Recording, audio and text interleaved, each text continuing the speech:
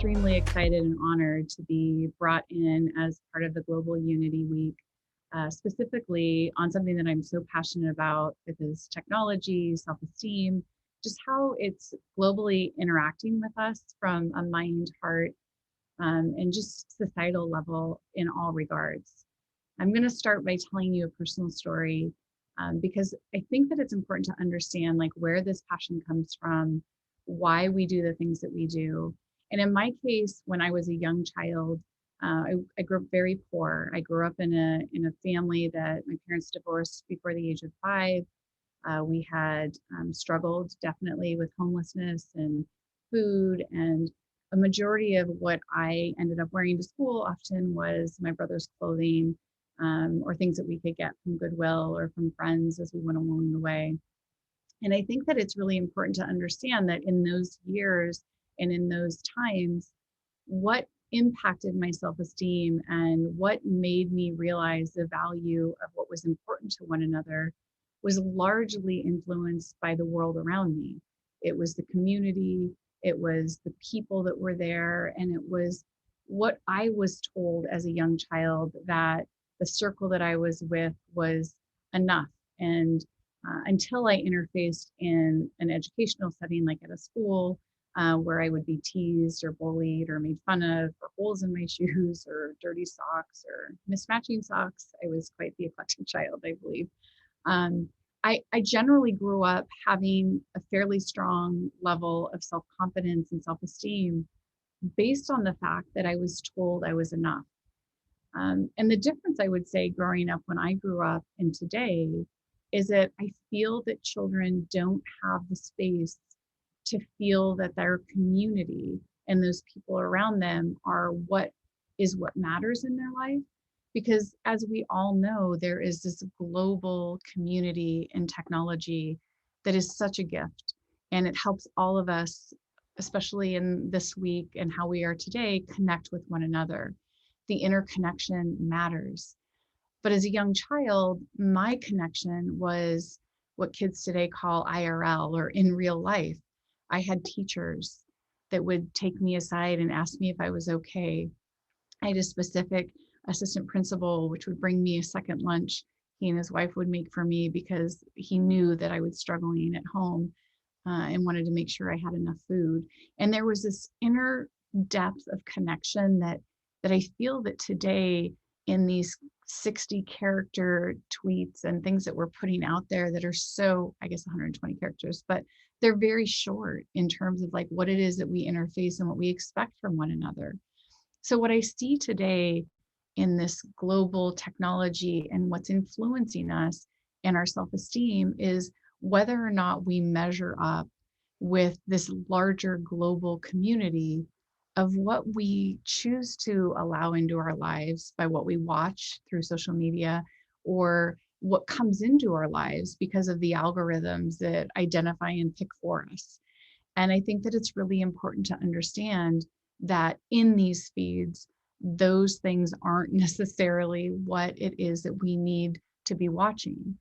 In a world where we have over 5 billion people online, and we know on a daily basis we have 4.2 billion that are online putting information or consuming information on social media daily, it must really feel hard. And I know, in fact, as a psychologist now today, that our children find it hard to feel special, to feel connection, and to feel that their life is important and matters.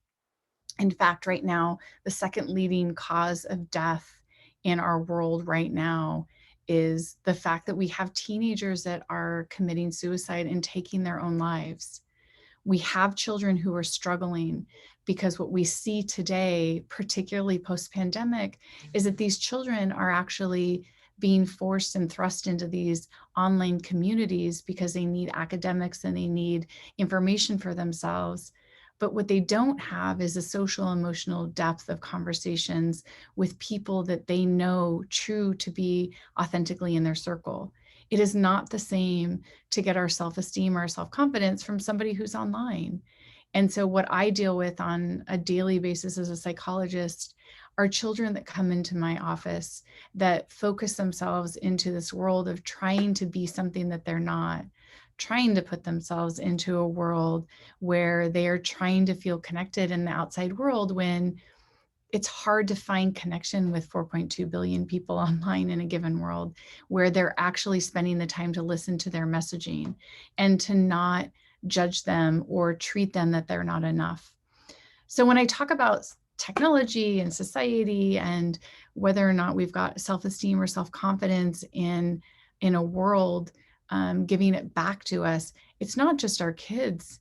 It's, you know, me, myself, and I, and you and yourself, and where you live in the world, particularly when we look at it in a series of likes or follows or how many people are tuning in versus really authentically and passionately putting our message out there that you are enough, that you are able to find yourself in this space.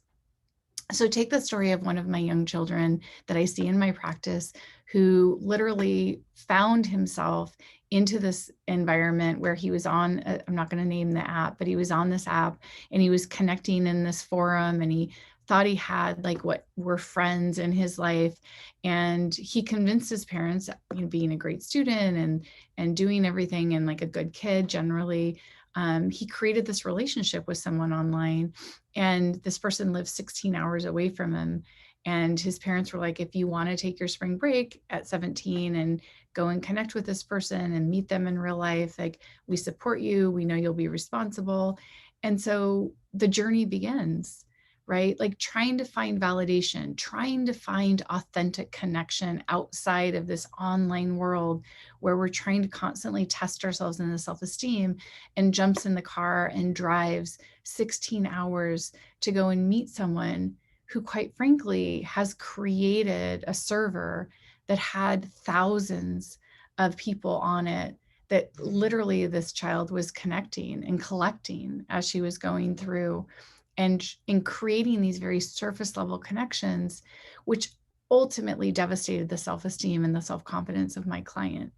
Because what I can't replicate and what I can't teach to kids is that a technology related connection, although can be very authentic and can feel very connected in a professional way, from an interpersonal perspective, and whether or not it bleeds into our own self-esteem and our own self-confidence, needs that higher level of connectivity where we really have somebody who's equally giving us a connection for the connection that we're giving to them.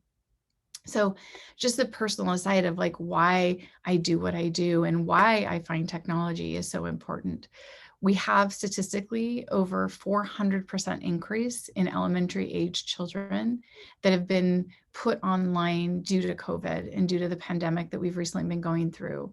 So if you think through the fact that you have 50 million just in the US alone, if you think about that globally on how many children must have been put into these online worlds and really are now still in that developmental stage of where we're still trying to figure out whether or not we matter, or whether or not people like us, or whether or not we really have that. And you think about the adults in this world that got flexed in and pushed into these academic and collegial worlds where we're trying to feel connection with people, but we're globally feeling unattached in authentic in-person ways. It definitely leads into people becoming more competitive in this online world to try to get that attention. And I think that if you look at some of the data that we're seeing, again, like a lot of my work has to do with youth and how it's impacting self-esteem. We have 170% increase in kids that are going online and placing sexual images and connecting to people in inappropriate ways. Because again, they're looking for affirmation. They're looking for some sort of acceptance in a world where the value is not placed on what we genuinely bring from our heart and our soul. And it's what we can actually provide or we can monetize or send out that's a commodity in this world, which is what I've been fighting for 10 years and, well, at least over a decade, to kind of identify kind of the psychology of technology. And in this talk specifically, self-esteem, because what we see is that we can't have an in-depth development of self-esteem when it's a one-way communication. So if we're only posting things and the reaction is maybe an obligatory like, or somebody who is in your feed and they're scrolling through and they heart you, it doesn't have the same level of depth and connection and affirmation that we actually need to build confidence in our self-esteem. So it feels very vacuous and it feels very impersonal in that world. And unless we're able as a society and globally to accept that we want to allow the development of our society to be so surface level and inauthentic in our connections, we have to really dive in deeper, and we have to really focus on how do we afford to slow down in our technology and really connect and have conversations that are in depth and are about really understanding how the psychology of who we are as people, whether it's young children, adolescents, emerging professionals, or even those of us that are in our field and maybe at a place where we're getting to an expertise level where we want to share those values and we want to be able to look at society as a whole, because it's impacting all of us and it's making all of us feel as though we are not specifically always understanding how technology itself can impact our self-esteem. So another example I'll share with you is that if you look at the global impact of how even time zones are impacting us and how we communicate. So I have a colleague in Australia who works with my daughter in a sports psychology setting, and he weighs in and puts things out there and shares his information.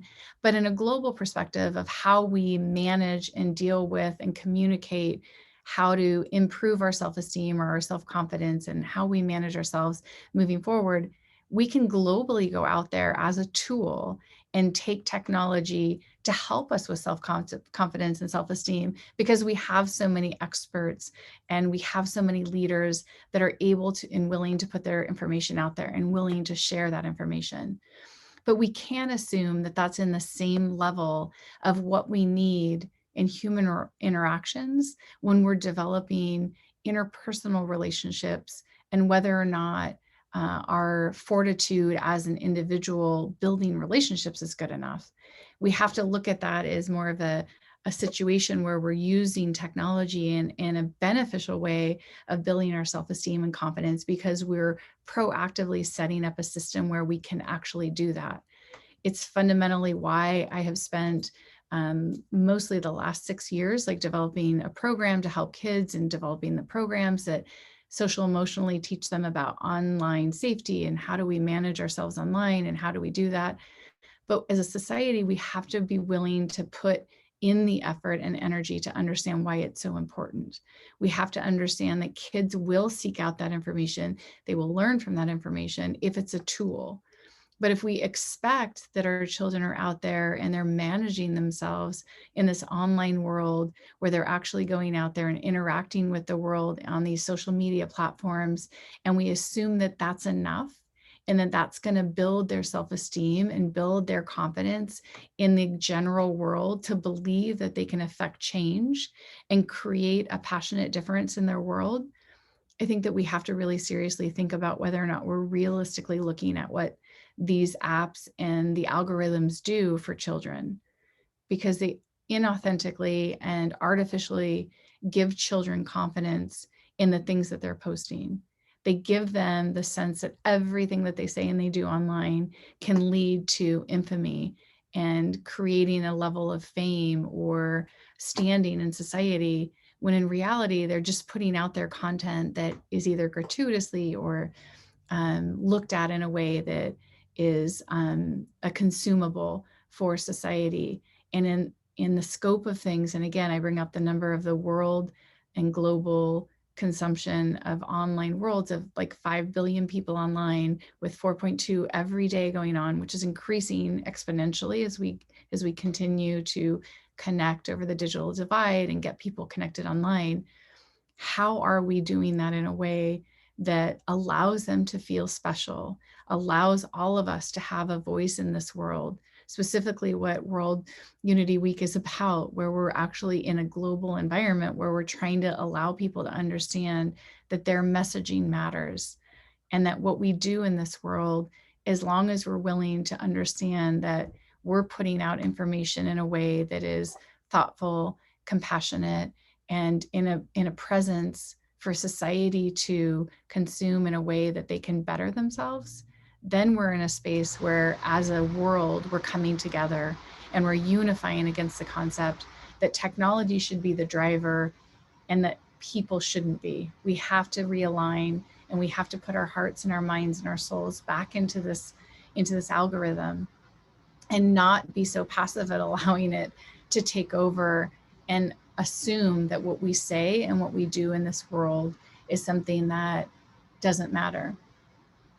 I'll share a personal story from the years that I've been doing television on, whether it's CNN or Fox or any of the channels that will share any of the information that I feel is helping us from a global perspective, like push the needle to understand that when you put yourself in an online environment, that you're opening yourself up to the world.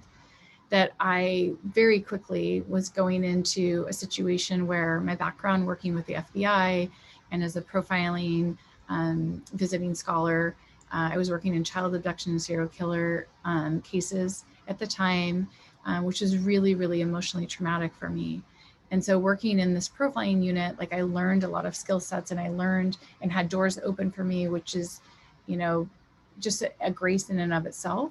But I also understood that what the online world at the time meant was that not only are we all going out there and putting ourselves out there as we are right now for the world to see, but it also opened up the world to us, which can be such a gift. So those of you that are listening and watching, I appreciate, and I welcome you to become part of this conversation of technology and society and mental health, because it's one of the areas that I'm so passionate about, like helping people understand how synergistically we work together.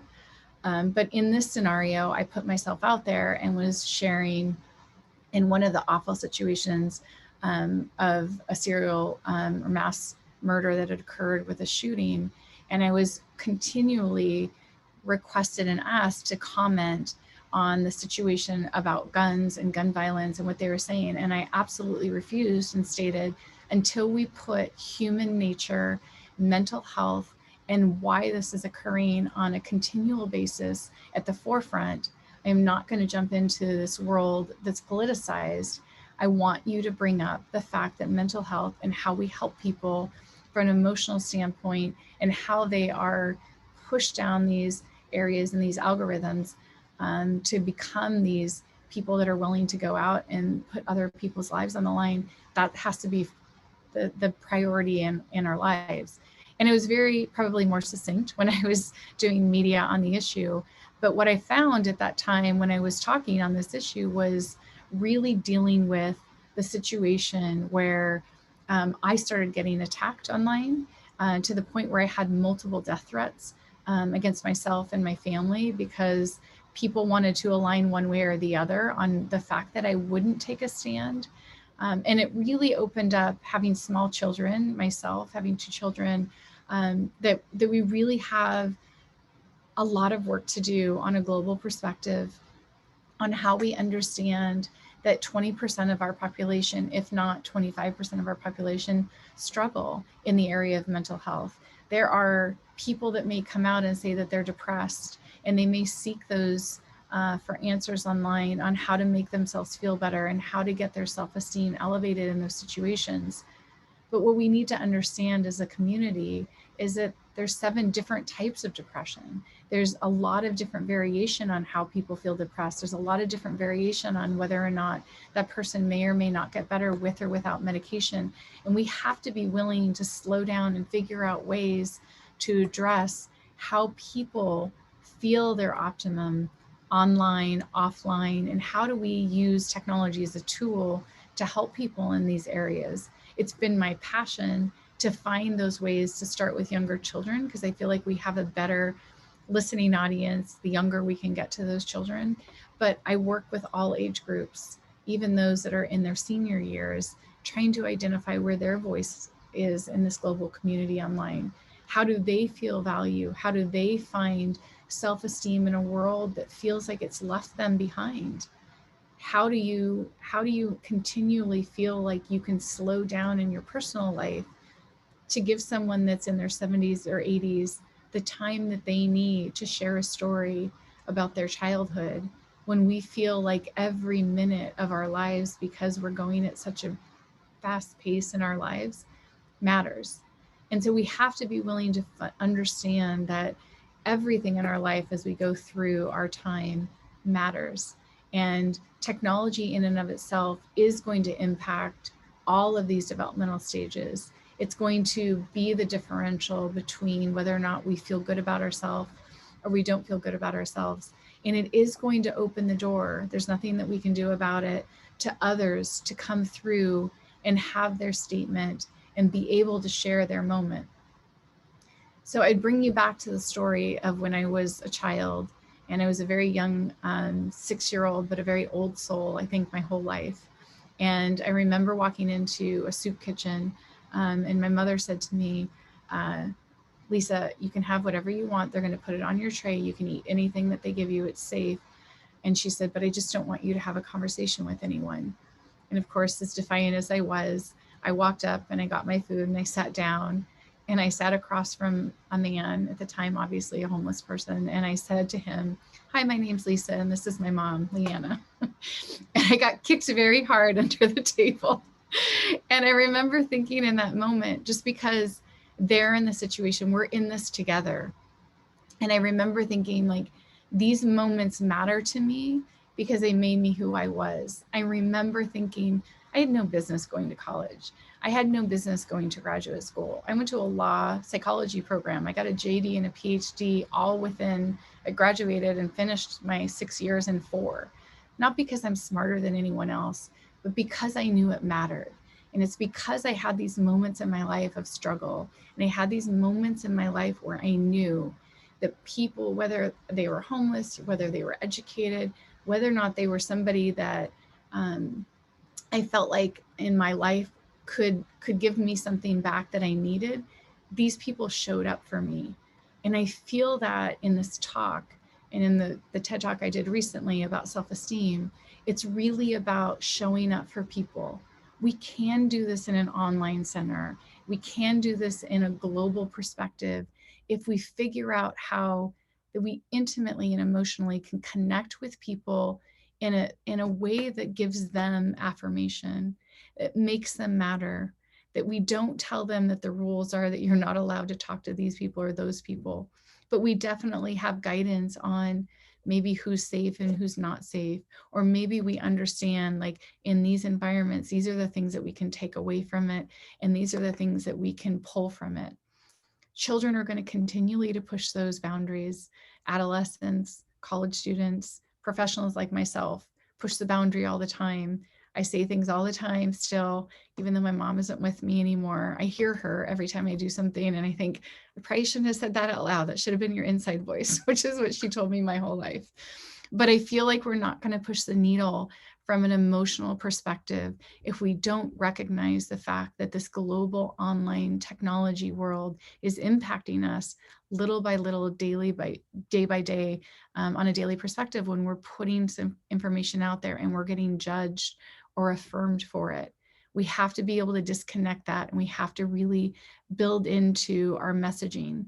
If we believe passionately and spiritually that the messaging that we're putting out there is good, then it shouldn't matter how many likes that we get. It shouldn't matter how many people follow us in that world. We have to continually put it out there because it's what's right, and it's what we need to do in order to tell other people that they matter. The gentleman that sat across from me, his name was Henry. And we sat there and we had a long conversation. Henry was homeless, not because he didn't deserve to be there, not because he was on drugs. Henry was homeless because he was a veteran. He had served our country, and he couldn't figure out a way to get back into our society. And as a 6-year-old, I sat across from Henry, and I realized that his voice, his story mattered. And so I have spent my career trying to help Henry. I've spent my career trying to help people understand. It makes me emotional because it's so important. We can, as a community in a global world, come together. We can share our stories, and we can help one another feel like our voice matters, and we can help each other make a difference in this world. I know time is valuable. I know that our voice and our expertise are valuable. But if we don't sit up every day and we say, did I leave the place, this world, the place that I work, the community I'm in a better place than where I came into it? For me, I don't know how we go through life supporting one another in a global world if we don't. It's important to show up. And just because we're in a space where technology feels like it's consuming everyone and that our voice doesn't matter, I'm here. I promised to tell you, after having 20,000 people, kids actually go through my program, and those showing up to me and saying, I remember when you told me X, and I remember when you told me my voice matters, and I remember when you told me that I could make a difference. That's what we all should stand up and do in this global, particularly in this, the World Unity Week. We need to find each other, and we need to share this messaging. We need to understand that our value and our self-esteem is not dependent on technology. It's dependent on who we are and what we bring and share with the world. I will continue to believe that. I will continue to share my messaging, probably, sadly, until the day I can't breathe anymore, to whomever who will listen, because it's that important to me that we leave this world in a better place than where we found it. And it was a lesson I learned from Henry as a very young child that pushed me through my life to do better, to be better, and share it with the world. So I appreciate all of you who are listening to the messaging. I apologizing for being so emotional. And I'm happy to always have conversations with people and move the needle in any way that I possibly can to push it forward as we need it. So have a blessed week at our Unity Week, and please share the message as much as you possibly can.